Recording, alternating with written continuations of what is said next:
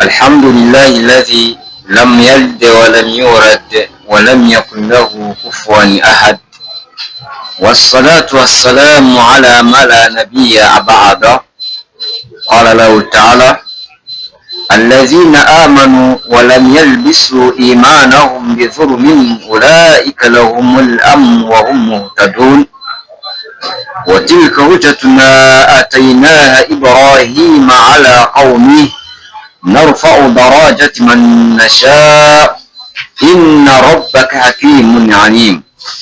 ووهبنا له إسحاق ويعقوب كلا هدينا ونوحا هدينا من قبل ومن ذرياته داود وسليمان وأيوب ويوسف وموسى وهارون وكذلك نجزي المحسنين.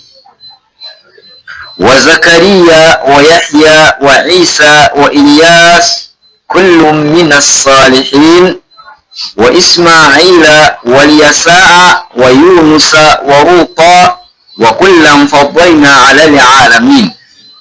ومن آبائهم وذرياتهم وإخوانهم واجتبيناهم وهديناهم إلى صراط مستقيم.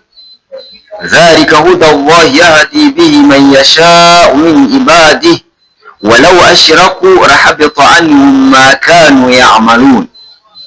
أولئك الذين آتيناهم الكتاب والحكم والنبوة فإن يكفر بها هؤلاء فقد وكلنا بها قوم ليسوا بكافرين.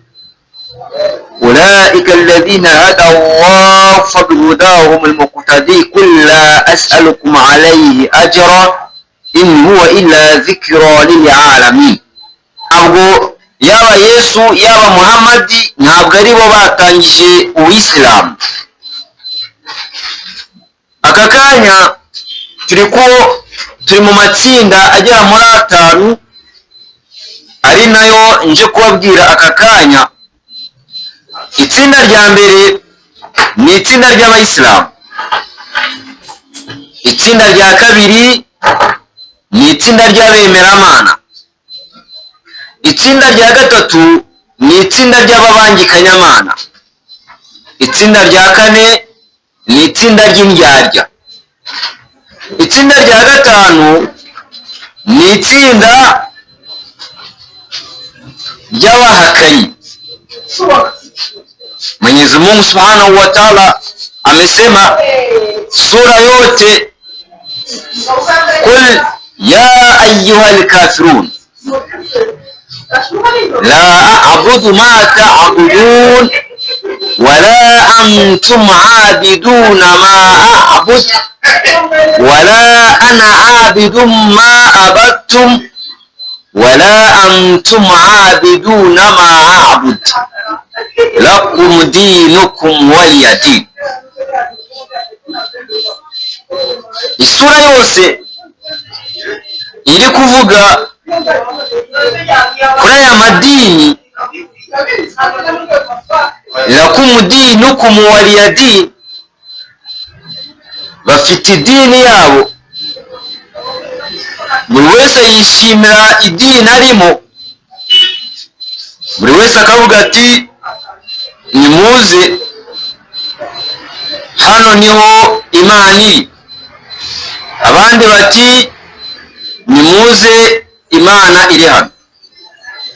Ariko Imana iduha igisubizo ivuga ngo walaqad ba'athna fi kulli ummatin rasula an i'budu Allaha wajtanibu at-taghut faminhum man hada Allah wa minhum man haqqat alayhi ad-dalalah fasiru fil ardi unzuru kayfa kana aqibatu al-mukaththibin. Buri muryango wabayeho uri kuri kamere ndemano y'Uwisilamu, ari Abayisilamu, hanyuma bakaza guta Uwisilamu bakajya mu gushirikisha, mu kubangikanya Imana Subhanahu wa Ta'ala.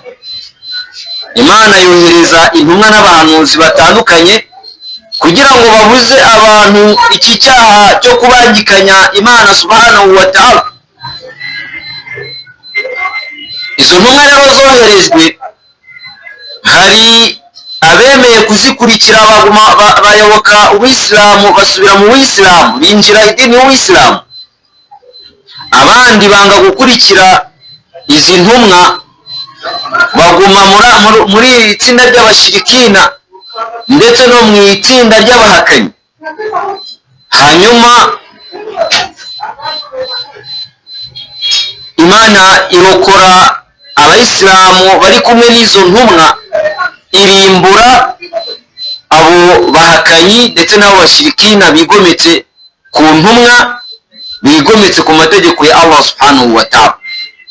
Niyo mpamvu Imana ivuga iti fasiru fil ardi unzuru kayfa kana aqibatul mukaththibin, ngo ngaho nimutembere isi, ngaho nimugendagende ku isi, murebe abababanjirije mu buhakanyi. Iyo midugudu, ibyo bihugu Allah yarimbuye iyo midugudu bari batuyemo. Hanyuma Imana iti bari bafite amazu meza y'amagorofa bari barubatse. Imana iti ayo ngayo twayagize itongo. Hari imidugudu igifite ibimenyetso, ushobora kuba wagenda ugatemberamo ukabona ibyo bimenyetso by'abasigaye aba yarimbuye, uburyo nta ikimenyetso na kimwe gishobora kuba kiri aho hantu. Hari noneho n'imidugudu igifite ibimenyetso. Niyo mpamvu Allah subhanahu wa ta'ala aratubwira ati alladhina amanu wa lam yalbisu imanahum bidhulmin ulaika lahumul amn wa hum muhtadun.